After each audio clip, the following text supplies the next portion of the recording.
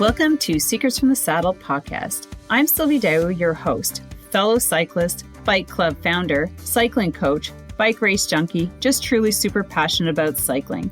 My journey with cycling started 20 years ago when I opened a spin studio, started a women's race team, and founded a women's only cycling club called Cycle Fit Chicks. I'm super thrilled to reveal all aspects that make the world of cycling operate.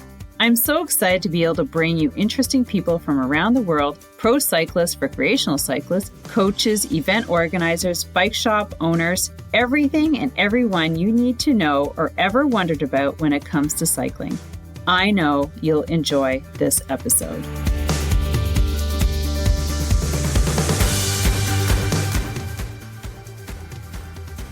This podcast episode is sponsored by Shopify Queen Sarah Jensel of Jensel & Co. Do you currently have a Shopify site selling products or services that aren't performing as well as you're hoping? Or do you have a product or service you'd love to sell, but you have no idea where to start? Well, my girl, Sarah Jensel, the Shopify Queen, is a person to talk to. She is amazing and brilliant at branding and is currently helping me completely revamp my website on Shopify to showcase my new brand and selling my products. So if this sounds like something you've been looking for, please reach out to her on IG at Sarah Jensel, that's Jansel. Leave her the code Sylvie, that's Sylvie, and she will add you to her free Shopify Facebook group, where she coaches weekly on Shopify strategies and has tons of content to help you in your Shopify journey to building your online business. So don't forget, DM her on Instagram at Sarah Jensel, Jansel, and leave her the code Sylvie. She'll reach out and add you to her community. Thank you very much and have an amazing day and enjoy the episode. All right, welcome to another episode of Secrets from the Saddle, All Things Cycling podcast with your host, Sylvie Daou, sitting here in Chelsea, Quebec, Canada. And I have Frankie Holt, who is in the States. She has an amazing product that we are going to be talking about is sustainable bags for epic cycling and adventures. So this is a little bit about Frankie. So she's an LA-based artist who made her career as an art director, working for such magazines as Men's Fitness. If anybody has never picked up a Men's Fitness magazine, I picked up a couple. I'm in the fitness industry, so I've used their magazines for multiple ideas, and architectural design. An avid cyclist and traveler, she launched Fierce Hazel, so that's her brand, in 2019 because she needed a pouch to keep her stuff safe while she biked and couldn't find the one that I love it because that's how everything starts. It's like, where is it? I'm just going to design it. Welcome, Frankie, to the podcast. Great. Thank you so much.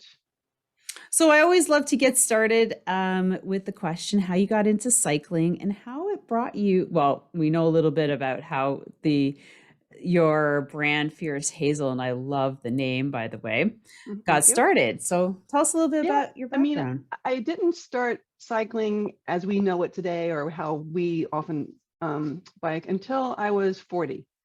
Yeah, so I'm 54 now. So when I was 40, I was in a nice spot. I was recently divorced and super happy, like life is great. I love that. And prior to that, I've actually been like obese for like many years through my late 20s and 30s.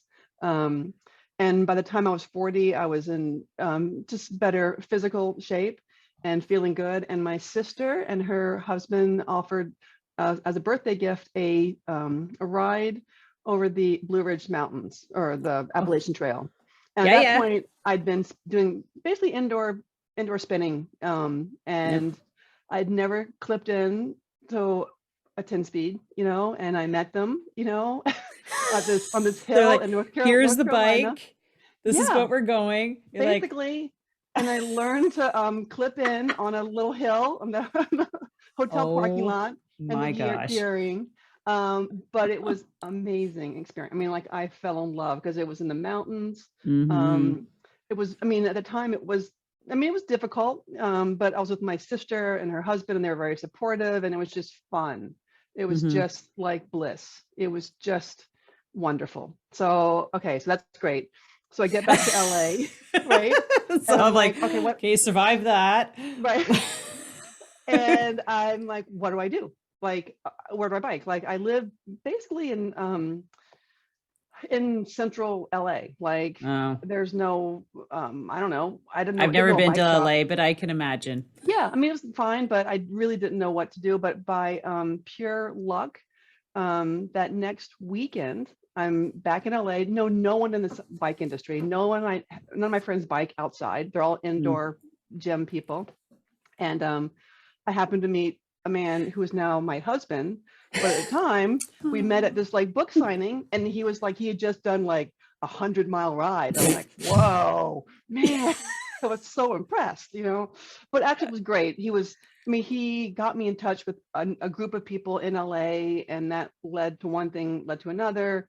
And also by great luck, the first group of cyclists I met were wonderfully welcoming and Mm. supportive. And that first group ride, I don't know, we all know how stressful it can be, or, it's Hmm. just, and I just got lucky, like a couple of women, there were, I mean, men too, but were just very nice and Hmm. helpful. And that That's was always nice. that was everything. And I try to take that with me now to, Hmm. because it was, I mean, I was a newbie. I had no skill, but, I had some, I was aerobic capacity, but like, anyway, it was great. It was great. And so that's how I got into cycling. It was a really great way because I was kind of sick of being indoors at the gym. Hmm. I'm not a runner for different issues, and it was great. I could leave my house and exercise. So I love that's that. how I it love that started. you had a good experience because some I've heard have not Oh, that can had be awful. the bet. Yeah. Even now, like I'm still Hmm. traumatized by a new group ride because you just never know. Yeah. Yeah, because I actually like I didn't get to introduce myself too much, but I have a women's cycling club Oh, here great. in Ottawa, and Mhm. and it's for 14 years I've had my club. So one of the things is being very welcoming and not to let anybody, drop off. Like it's a no drop policy. Right. Yeah. And that makes a huge, huge difference for women. I don't know about men, but I kind of figure that men will go back anyways. Right. Well, there's Regardless of more what of them. happens. Yeah, they can find someone. Yeah. But women is different. And we have a lot of women who join our club from other clubs that have had, not the best Yeah. experience. So it's a huge factor for people having a great experience on the bike. And Oh, I that's the think, main yeah. I thing. mean, Hmm. which, because of that, Fierce Hazel, today, being inclusive and open to everyone is super important, because it's Hmm. so easy. Because, I mean, for a while and still now, I did, especially in my 40s, do a lot of events, races, endurance events, that kind of Oh, thing. cool. And there's Which a ones did you certain, participate in? Can I ask? Or because well, I'm here in learning LA, about lots of them well, I in the did the States. there were things called the Mulholland Challenge, which are in LA. So Okay. different, like a ride that would be 14,000 feet and 100 and some miles. I did Oh. early in the day the Belgian Waffle Ride, BWR, Oh, but I've back in heard. 2015, so it was kind of at the beginning stages, which Yeah, is a I've whole heard about nother that thing. one. There used to be a thing, a ride called Everest Challenge, which was in the mountains in the Sierras, which was a 2-day event.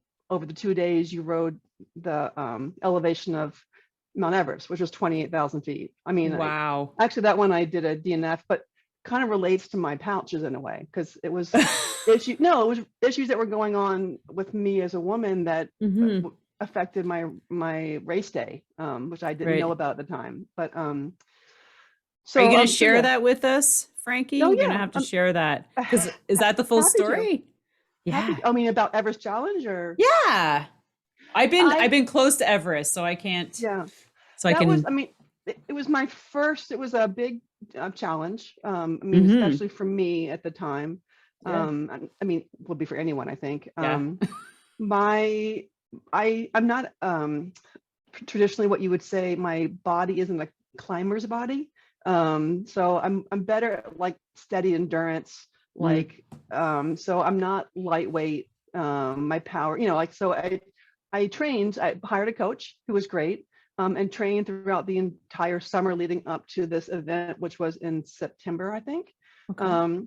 And so here in LA, into September, it's really hot. So some of my trainings were like, I mean, it was literally, over 100 degrees Fahrenheit training, and so heat training.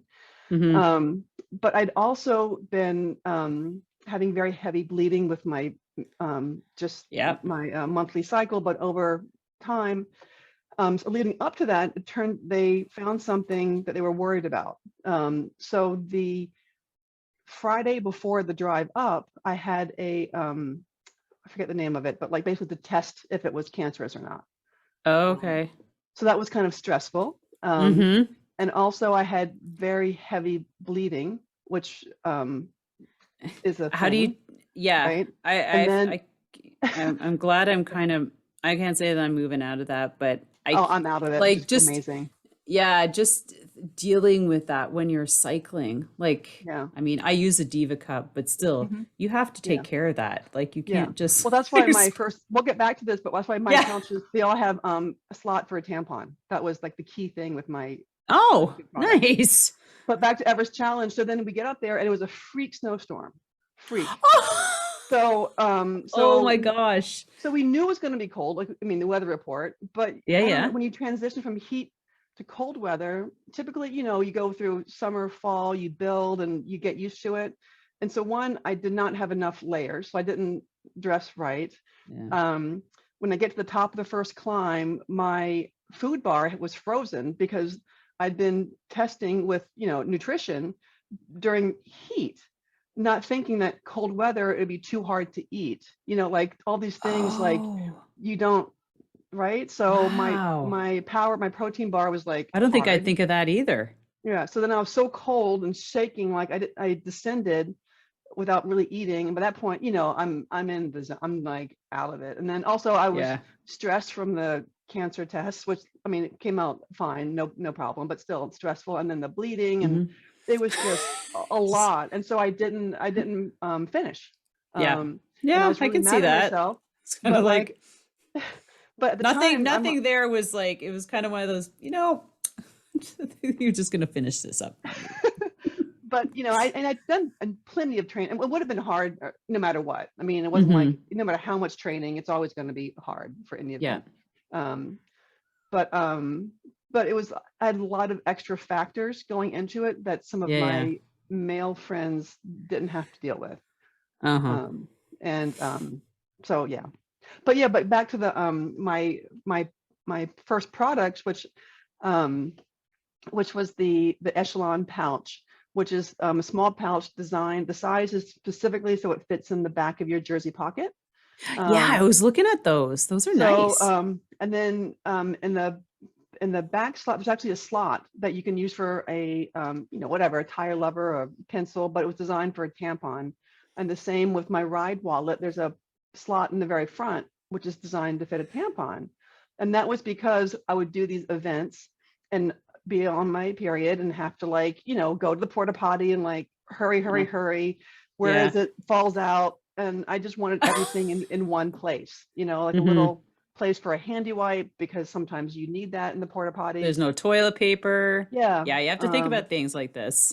So those were things that, I mean, that was specifically what I needed, especially, so that was the origin of those. But the it's a little jump forward, but the interesting thing I found, because when I first developed these products, I really thought it would be, bags for women. Like I was really going to just focus on women cyclists. But luckily I was, actually pleasantly surprised. Actually, most of my customers, probably 80% men. And what really? Well, I think the cycling world is mostly men, right? So it's, especially in the people in like the performance arena. Although getting back to what we first talking about, it's important that I include everyone who bikes. not Hmm. just those who participate in cycling events or race. Because really there's more people who just ride bikes than Hmm. there are who ride it for sport or for event racing. So Yeah, but for sure. but yeah, so I mean, I just learned a little bit. So doing designing gear, it was my first, like I wasn't a gear designer, so it was all new to me, how to design product and get it made. Um, and I realized that you can design something and it can have universal appeal. It doesn't need to be like for a woman or for a man. For example, the slot for a tampon is great for a tire lover, or great for chapstick, or for a pen or Oh, a pencil. chapstick. Yeah, so it's like That's you can something. design for universal use. It doesn't Yeah. have to be so specific, which actually was good, just also good for me, and also thinking about people who are maybe, non-gendered, and, not have to focus on these typical gender stereotypes that, not stereotypes, but, like just being open to everyone, like, Yeah. and that's what I try to do. Excellent. So where did the name come from? Fierce Um, Hazel, like that's I slightly, love it. slightly random, but not. Over wine with a bunch of friends? No? No, actually, jet lag, 3 a.m., not being able to sleep. I I'd gotten back. I This goes back to when I turned 50 that year. I had building up to a time when I was in Paris for 4 months because I had a grant for my fine art work, and I get back to Oh, LA, and I was a little bit depressed. And I didn't even feel like biking. I didn't feel like making art, just because it was a big transition and life change. And so what I did, because this idea to make the pouch had been like really in a bin in my garage for a couple of years. Like I bought the mm, material and I'm like, I'd never done it. And for some reason, I'm like, okay, maybe I'll just make this pouch, because I was just, again, a little bit depressed and wanted to do something. And actually it was kind of cool to make something. Um, and then I thought, well, maybe I can sell them. Like, what am I going to do? I need a name. At that time, the word fierce was kind of like around a lot. And I think it was kind of, I liked the concept. And yeah. Hazel goes back to when I was in college and would often make my own clothes. Oh, Which is, cool. yeah, but it's also based on being very heavy and not being able to buy clothes that fit me. So I had to often Okay. like make things. Uh-huh. And also I was like one of those typical like ironic art school kids, and went to the local like thrift store, and there were the Hey man, I'm all over that. Like right, I've modified stuff too for my kids and for myself and I'm yeah, just like I like this but I could change it. yeah, you got to make it Yeah. work for your Yeah. what you want, your body, I your think that's needs. so creative. I love Yeah. it. But there was this little packet of little tags that you sew in things that you make, and it was like, it was said specially fashioned by Hazel, and I thought it was just Oh. like funny. I don't know why. I'm like, oh, so it kind of became my alter ego. Like when I would make clothes, I would sew in this tag that Oh, said made by Hazel, it was mm-hmm. just not a joke, but like I don't know, just It's random. like your own label Yeah. But at the then time. that name came back with Fierce Hazel, and then it kind of, I mean, the concept works, like the two, just about the concept of what the names mean, like fierce, we know what fierce means, like bold Mm-hmm. and, fearless, all that kind of stuff. But then Hazel is a little bit more like maybe not so much like that. And I feel like they're both kind of me, like I've done these things which are epic and big, but it's really been very difficult, and it takes a lot of effort and scary. So it kind of puts together both of those, I don't know, personalities, into one name. Yeah, I like it. I mean, it's super appealing. Fierce Yeah. Hazel. Like, so like I see some stuff hanging on your wall. Are those your Mhm. products? Can you show Well, us? what is Do you have there? anything close by? I do. What's hanging on the wall are actually the prototypes of this bigger bag. Okay, everybody. So, So this is going to be visually like you might want to go to YouTube and check this out yeah. because I love the fact that now since she's got some products, since Frankie has some stuff over that we could see, because Mhm. pictures are like pictures, but then if you get to see it, it's almost way better. Yeah. So Yeah.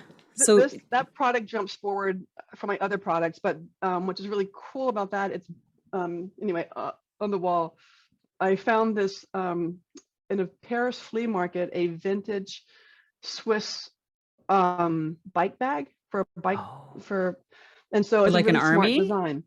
Yeah, army for 1930s or 40s Yeah, yeah, yeah. Swiss Army bike bag. Yeah.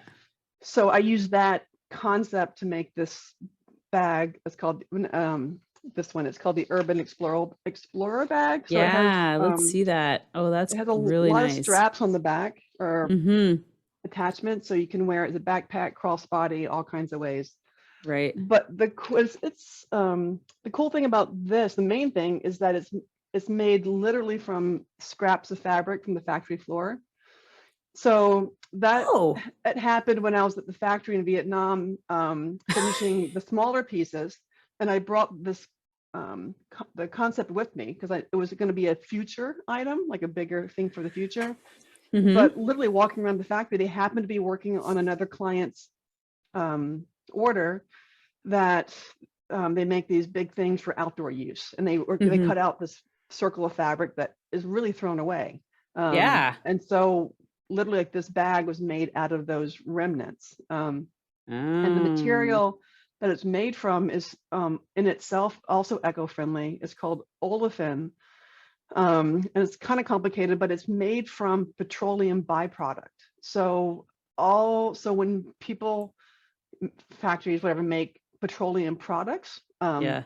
say plastic or Yeah. whatever, there's still crap that's discarded, like Mm-hmm. chemicals. I don't know enough to describe it well, but like just basically this byproduct Yeah. that used to be and still is actually just thrown away and put into our oceans and who knows where it goes.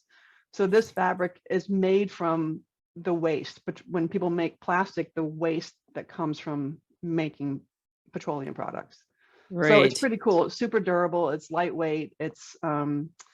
It sheds water really well. Oh And yeah. people, you'd probably see it like an outdoor umbrella, outdoor seat cushions, that kind of thing. So Okay. What no, about, is it made into jackets now? Like, I'm just thinking no, Gore-Tex, but there's got to be another no, product other than. it's not that technical. No one's using it Okay. at all in bags in the US or Oh, okay. um, it's some people are using it. It's mostly used like in outdoor products, Okay. like again, a seat cushion or something Yeah, for yeah, your yeah. patio. Um, but I've been using it and testing it, and it's amazing. So the next products I'm coming out with next year, which are going to be like a handlebar bag and a seat bag, will be made Mm. out of this material. That's huge, Frankie. Yeah. Like I've just added one to my bike. So I Hmm. took my back bike, my back tool bag, and I was able to put all my tools and everything in the side pouches, Hmm. and then all my food in the front. And Yeah. so, I always thought everybody was like kind of funny with those, and I know. until I I got know. one, Me and then I'm too. like, Me I too. totally love it.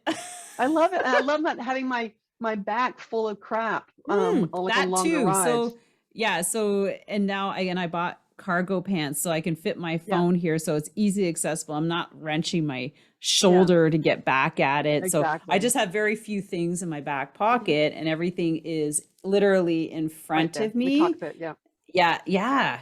Yeah. Yeah, that It's makes nice. such a huge difference. The only thing I Yeah. found is that bag was a little bit big. It was Hmm. interfering with my gears. Yeah. Yeah. This But one is anyways, this is an whatever. early prototype. You won't find it. Oh, It's not mm-hmm. on the website because it'll be next year. But That's nice. I hope everybody keeps your eye on that. yeah. There we go.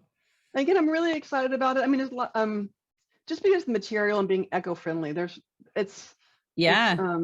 uh, there's other ways that companies are being eco-conscious, which is great, but I think it's be a very unique product and also useful. So like the main like the core words in my company um, business are functional, sustainable, and unique. So every Right. product that I make has to be those functional, like function first, Yeah. sustainable, and then unique. Because if I don't want to make anything that's already out there, like Right. that seems actually a little bit wasteful, because if someone's already making it, like, why should I do it? It doesn't make sense to my mindset. So do you find that using the scrap pieces of material is saving in your costs? Like I'm just as a Yes question, and because no. like Yeah, like for that would go to example, garbage. yeah, go to garbage. The fact that I mean, sustainability aspect of the business is like, my mind was blown, like, learning about it all. Like, I didn't go Mm-hmm. into it thinking about sustainability. It was not something that was on my radar. I mean, I thought I was like, I'd recycle and I was, do my part. But I didn't understand the astronomical waste that goes on. Oh God, I bet. It's I bet it's you. crazy. Yeah. So using remnants was also being self-funded and very small. Like, I couldn't, typically you would need to buy like 300 meters of a fabric Yeah. to make something. And that was way above my, what I was, well, my budget, but also what I was going to make. Because actually fabric is pretty cheap. So that's kind of the sad part about manufacturing is Right. things like fabric, even in your clothes, everything is pretty cheap. So even though I don't get charged for some of the remnants, it's Yeah. actually more expensive in a way, because the labor costs to source it, figure it out. It would be much easier if I could just buy a Right. bolt of fabric. Yeah, It'd because be I'm sure they easier. have to like, okay, everything we don't use from this goes to her, and they have that Figure it whole, out and save it yeah, or not save it, and then I yeah, have yeah, to, like, yeah. design it. It's like some of these, but it's kind of fun. Like, so here's the like, these pouches Yeah, let's see some of them. are kind of Yes, all I just, yeah. different colors Mm-hmm. because that's the remnants they have. But then they Right. most always have black, so there'll Yeah. always be like a black version. Right. But yeah, every run I make, they just have different color swatches. I have to kind of recreate Oh, so new. like you could totally have like different batches Yeah, of different, and nobody would exactly. know really. It's No like, one guess know. what? Yeah, It's and it's orange kind and of cool. black and yellow Yeah. today.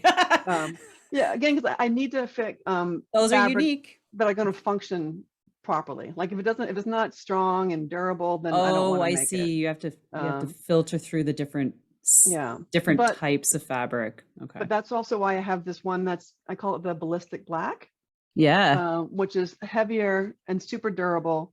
Um, because the factory that I use in Vietnam, and I went there to to visit them to make sure they were ethical, they treat their employees well, it all checked out, and they make a lot of gear, for obviously other companies that are bigger, and do a lot of just durable big backpacks for like urban use. And so Mm-hmm.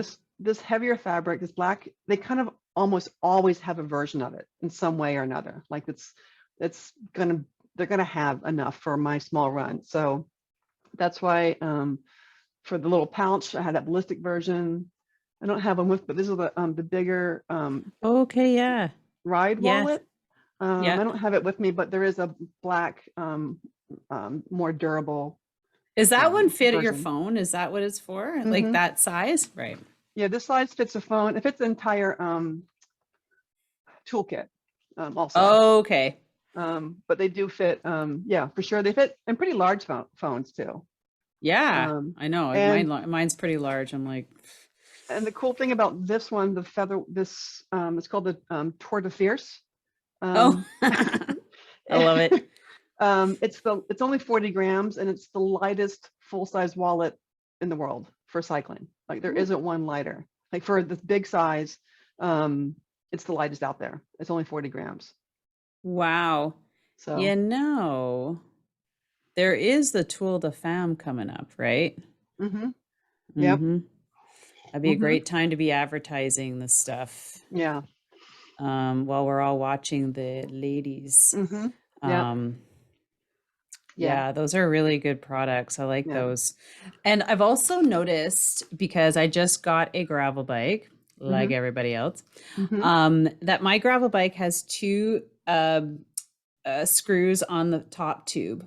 hmm, And I don't know if you have a product for that, but they Mm, have little top tube bags that screw on. yeah, yeah, Not too many.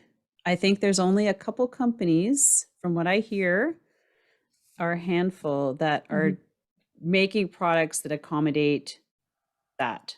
right, Those, yeah. yeah.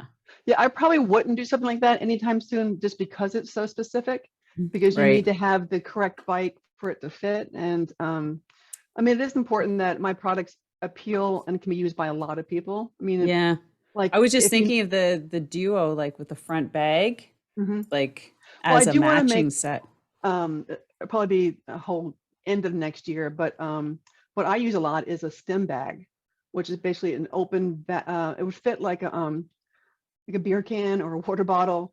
And Oh, often it's open, but I keep my phone in there because like for okay. gravel rides, it's just fun to pull your phone. Like Mm-hmm. it's for like yeah, it's just for again like fun rides. I think I Yeah, don't yeah. know if you'd be racing, you might use it because it might not super practical, but again, I Well, want to riding with the kids yeah, is, I say that would be a fun ride for me.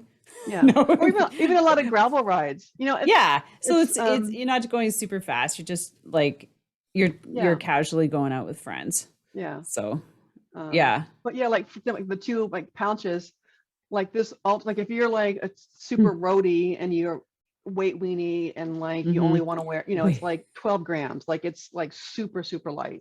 um Wow. and actually it's super durable. I mean, I have people use them for a couple years and they really, they're the factory, they do an amazing job. Like it's, I really lucked out. So they're very durable, they but something like this will last forever because it's just Right. super because everything Well, wear and tear. yeah, I mean, like I can see using that in multiple other areas, not just cycling. Oh yeah, Like no, it's great for like do just I have going my out. phone?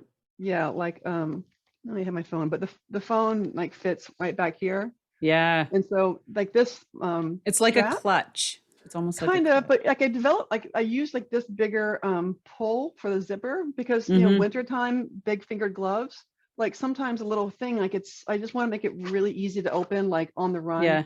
Again, things were really designed as if you were racing, like get things fast, in and Right. out. And that's kind of my starting point is that accessibility, easy to open. But then yes, but then it becomes like a nice little carrying thing. So Yeah, so it has many it just so purposes. happens my wallet's sitting here. Uh-huh. This is, but this is the, like, oh my God, I've got like 5 bags and Right. I'm trying to take care of my wallet at the same time, or like I'm shopping and I don't want a purse and Yeah. um but yeah. Yeah. Yeah, so I find that really handy to have Um, that yeah. And even little like with end this piece. on the pouches, like I don't know if you can see them, but they have these little Yeah. tabs on the end, Mm-hmm. just so to make it easy to open really quick and close. Oh, I mean, it's a yes. small detail that, obviously it'd be cheaper if I didn't have it, but without it, it's a little harder to open. And with it, it just Yeah, opens no, fast. And yeah. I'm really into like function. Mm-hmm. No, I think Yeah. those are really good additions Yeah. for sure. So tell me about the artist in you before you were the designer Yeah. of Well, Fierce Hazel. my background, like in college, I majored in photography and printmaking. Okay. Um, so I have a photo background, and in grad school, I actually got my master's in sculpture. Oh. So I like making things. Like I like Hmm. product, I like stuff. But then I also have to make a living. So in grad school, I and that was That thing, I yeah. know. It's like if I could just Yeah, not have just to make art pay all day rent. long. Yeah, but Yeah, I feel the same way sometimes. It's like, ugh. just like life, Yeah. health insurance, just real stuff. um, but I learned that, back then it was in the, well, back then meaning it was in the mid 90s. So learning computer programs and I Mm, got into magazines because I love magazines. I love flipping through things. I always have, still do. And that's how I got into being an art director for magazines. And actually, my wow. first full-time job was for Men's Fitness, which was based here in LA at the time. And it was fun, you know, and actually it was Uh-huh. kind of, and being around the fitness community, like I'd always, like like I was a sports person, kid in high school, played 3 sports, and it kind of fell off during college, like things do with Mm-hmm. people, which is unfortunate. So it was kind of nice to be around a fitness environment, which I felt comfortable in, even though Yeah. the dudes were like, because you know, at the time it was owned by Weider, which is also like muscle and fitness, Yeah, and yeah. you know, like like some pretty You're like, hardcore, mm-hmm. yeah. It was fun. No, it was cool. I mean, it was a great job. And my so then I spent about 15 years at different magazines as an art director, and that taught me, or why I think I excelled in it, is that I like working with creative people. I like the teamwork. Mm-hmm. Like so for Fierce Hazel, like the designs that I have for different, the different tags, you can kind of see some Yeah. back I was just there. looking at your posters in the Yeah. background. So Yeah. that's not my art, but I hired an illustrator to work with. Mm-hmm. And so some of for doing a business, some of the branding, like logo design, all the collateral, the website, it's great because I can do it all. So it saves a lot of money. Yeah. And actually Mm-hmm. my husband, who is a big supporter, he's a photographer. So so helps me with all the um, shooting the product and a lot of the Oh, lifestyle shots. He's right. amazing. So it's a team, it's teamwork, and Mm-hmm. it takes a village, so to speak. Yeah. um, Teamwork is nice. Makes the but yeah, dream so the work. yeah, so I like that aspect. I like working with creative people, outdoor people, fitness people. It's just the business side that actual selling is the big learning curve. Yeah, I hear you Yeah. 100%. Hmm. The visionary part is great. It's the other part that I can completely like I'm there with you because Yeah. I'm kind of like there. Yeah. Yeah. And it takes money to make money and all that kind of stuff, but it's Hmm. when you're like I'm entirely self-funded, and it's for sure it's challenging, but thing is I'm really like sometimes I do think, oh, I shouldn't, like, I do have down moments. Hmm. But actually I'm pretty excited about these new products, because being sustainable and eco-friendly in the bike industry, it's starting from the ground up. It's easier. Like, I know why bigger companies, it's harder to pivot because you have these Yeah. products in place that people love, and you can't just change the fabric or change this, change that, because they're used to like a certain product. And so Hmm. it's so yeah, so it's easier, but it's also more challenging. So even things like so I'm really trying to be like zero plastic as possible. And when you make something, especially at a factory in Asia, everything is put into a plastic bag, like a cheap little plastic bag, and I want to do away with Oh, that. yeah. Hmm. So, but they serve a purpose to protect it during shipping. Like it's actually it does a purpose, but I don't like all the plastic. And Hmm. especially when you're ordering like a couple hundred, 1,000 pieces, you have all this plastic crap. So I know it comes that's what. over here. So that's why I do cotton bags Oh, very for all my nice. products. So everything comes in a cotton bag, from the factory. But that is a huge expense and very difficult for a small company, because, like, for example, there's biodegradable bags now, poly bags that are made from cornstarch, which is cool. But then you have to buy like 40,000.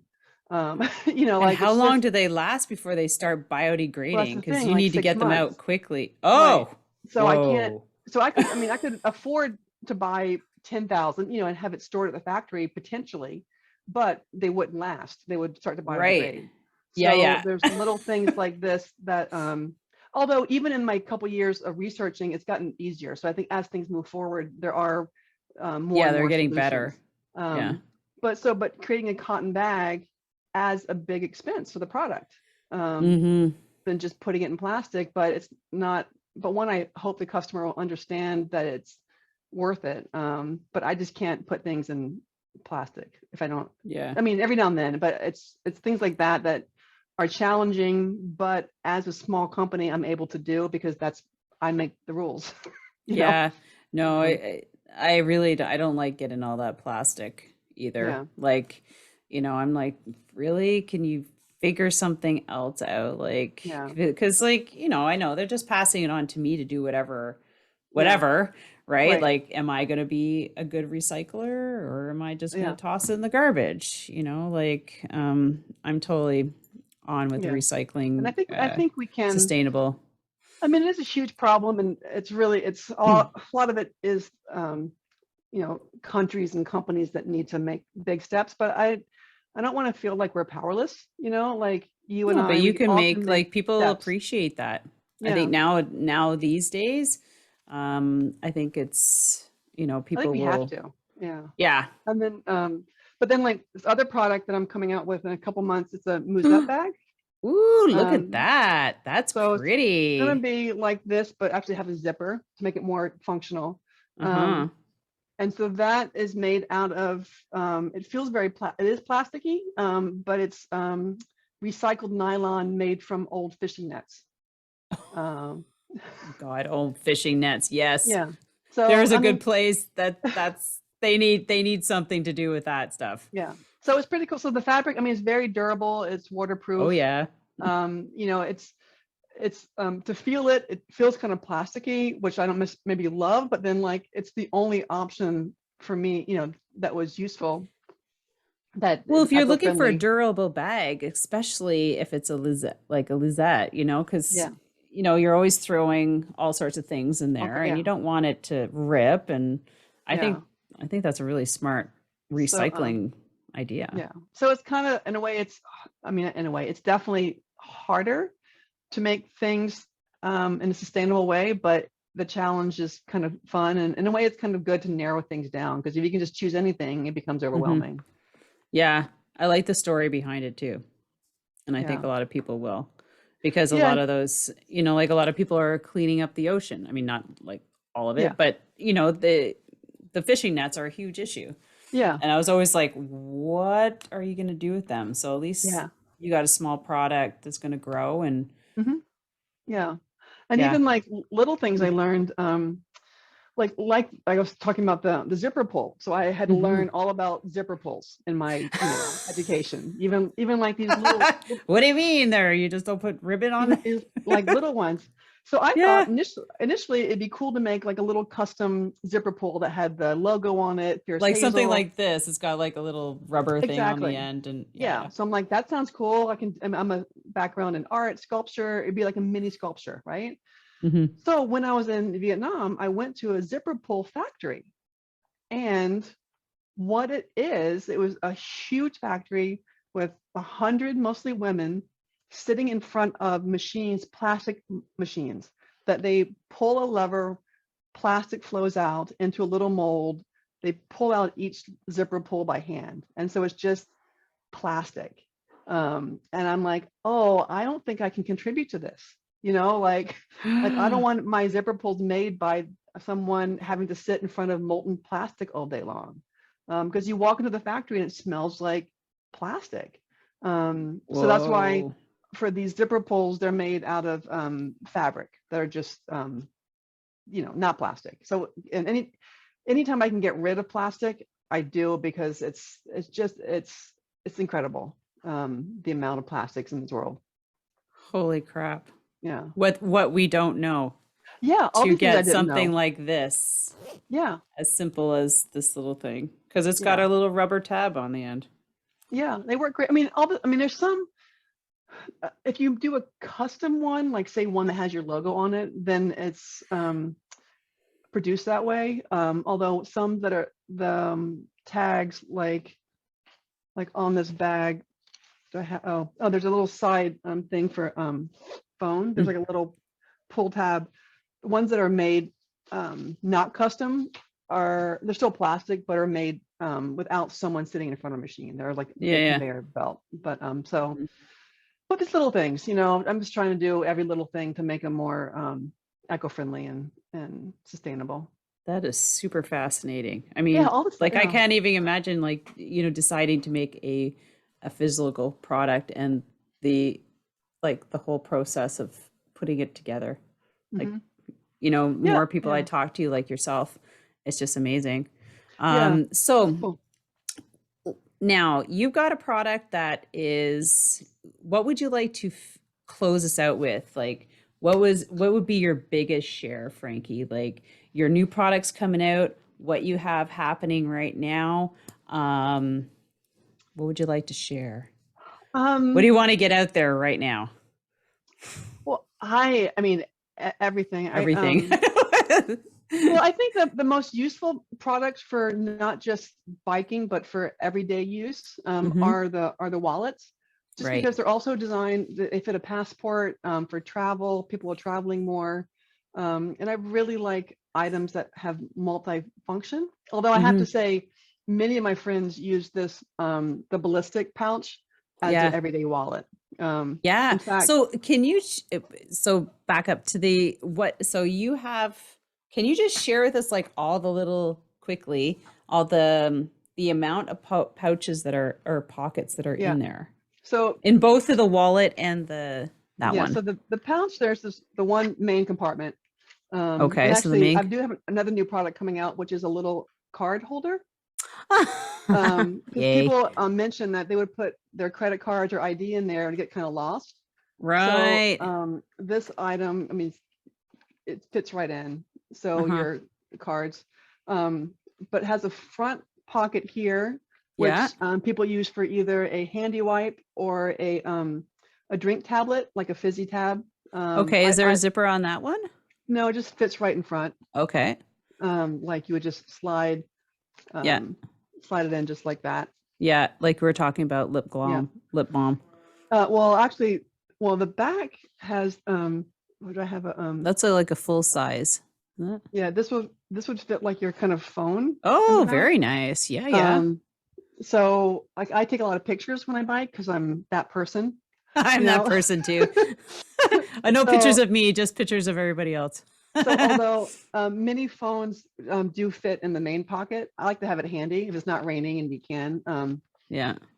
And then there is this hidden pouch slot right here, which if you have, um, so it's a separate little hidden slot, and that Okay. was designed for the, like a tampon or a pin, or I put my chapstick in there now. Oh, very nice. Um, so it's just a very useful. It's great again for travel because, a passport does fit in here, Uh-huh. and again handy wipes. Also masks are still, in use many places. So this back slot, Yeah. Mm-hmm. actually I use it all the time to have mask in there. Yeah. And then Perfect. Then the wallet is similar. So it has this front pocket again, for, oh, that's like a pen pocket. yeah, it's like a, I like that. pin. So Yeah. right there. And then again, the, phone will fit back here, back in the back. Right. Okay. Yeah, you got Um, your phone pouch. and And then then you're gonna open it up. and then as you slide it open, Mm-hmm. there, Oh, see, this is where I wanted to get all the pouches inside. yeah, So so you there's just a have a little separator. side slot for whatever you need, and Yeah. then a more secure one Oh, for, another zip inside. zipper for cash and your, you know. Yeah, love it. So That's what I was wondering. I'm like, I wonder how many, like when you open them up, it's like, yeah, I think, oh, it also has a key fob, oh, yes, to lock because it yeah, inside. because yeah, these are also made for like when I travel, I often stay at Airbnbs, and I'm Mm-hmm. always paranoid about losing the key because, Yeah. hotel you can get another key, but Airbnb you're kind of stuck. So Or you can I just just, attach it to your bag, yeah, with that little clip. and then sometimes I carry it with the keys hanging out. It's right there. Hmm. I mean, actually, my handlebar bag will also have a key fob in it, because there was one time when I was biking and I forgot to close up the, gravel Oh, biking, like yeah. as we do. Uh-huh. And luckily my keys were clipped in, so I didn't lose my keys. So Right. I'm paranoid, like I'm super, these products came from my neuroses and being have anxiety. No, for real, like, Well, no, I mean, you're not yeah, the only one who has them because you're like, you know, Yeah. And Sometimes I just, things just bounce out, and thankfully nothing's ever happened to me that way. Um, but yeah, it's losing just, your keys on a yeah. trail, that would be really Yeah. bad. And also having all your ride essentials handy. Mm-hmm. Again, when I was even still, but doing like my first group rides or like riding with, like, I don't know, I just wanted to, it seemed to take a long time to get organized for a ride maybe, and to have everything in one spot. It just was Yeah. made getting out the door in the morning easier because it's Yeah. done. You're all there. So Ooh, that's yeah, just amazing. thank you. So those are great products, Frankie. And so where can everybody find you? And where's your store? Fiercehazel.com. It's all Fiercehazel.com. online. Perfect. Yeah, Yep. fiercehazel.com. And um, yeah, so we have the basic, the pouches and the wallet and the backpack there now. Next, we're actually semi sold out of these featherweight, but there's Okay. more that have just come in. So they will be on the site by mid-June. If I don't know, we listen, but next week from now, but mid-June or Right. earlier. Um, We are in June now. yeah, God. and the Musette bag should be available in about a month or so. Okay. And then actually I have a couple new interesting products, all sustainable, working with local people who are also into sustainability that will be Okay. US made, using some of their Oh, scraps. perfect. Yeah. Yeah, they have scraps from their products and my products, and just fun collaborations with people who are like-minded, also in the cycling world, just with that focus. And again, really about accessibility and being open to everyone who bikes, and Mm-hmm. making things useful for everyone. I think those in-country collaborations are going to be big too, Yeah, coming up. Yeah. yeah, Just yeah. because of, Exciting. yeah, you don't have to wait, and they're right in your backyard. I think that's going Yeah, to be important. yeah. So thank you so much. Oh, I forget to mention that we were connected by our friend Allie. I believe it was Mhm. Allie. Yeah, Allie she's Davis, good. yeah. Yeah, Allie Amazing, Davis, amazing who woman. is, Yeah. yeah, her podcast is coming out. She is a collaborator with Jill Yesko doing the documentary for Uphill Climb. And so this is a really That's nice. that's a fun. Uh, Yeah, I'm actually going to be with them in France for a couple of days, oh yes, she helping mentioned them, that. assisting them. I'm like, I'm Oh, jumping on that all bandwagon. right. Like, Well, I'm you gonna have a just fabulous time there. I know yeah, I have something booked with her in the fall just to yeah, do a little check in and yeah, an yeah. update Really on important. all that fun. Yeah, really important film. I'm just like thrilled. I mean, learning so much every day. Mm-hmm. It sounds like it. Oh my gosh, Yeah, what a learning curve you're on for sure. yeah. So I want to thank you so much, and I want to make sure where are you on socials besides your Mostly, fiercehazel.com? yeah, Instagram is fierce.hazel. Really, that's pretty, at fierce.hazel. That's the main one. From there, you can find, Facebook You can or, find everything. yeah, but yeah. Perfect. So we'll have everything in our show notes, and don't forget to follow Frankie at Fierce Hazel and also our podcast at Secrets in the Saddle Podcast on Instagram. Plus, also sign up for our newsletter so you don't miss an episode. With that, have an amazing day, everybody. Thank you so much again, Frankie. I learned something new every time when I do these podcasts. It doesn't matter. And I feel that maybe I can put you in touch with a couple people that might help you along. Fantastic. Thank you. And that's another big part of this is being able to connect people for me. So with that, have an amazing day, and everybody, you enjoy yourselves. Wonderful. Fantastic. Thank you. All right, everyone. Well, you heard it. I hope you enjoyed that podcast episode with Frankie Holt and her brand, Fierce Hazel. Take a serious look at those products, and also the fact that supporting sustainability in our everyday economy now that, and she was telling me that she's looking at sourcing it out and building products in the United States, which is even better. So keeping it local. So always support local products. With that, have yourselves an amazing day. And don't forget to follow our podcast on Instagram and sign up for the cycling newsletter. See you later and enjoy the episode.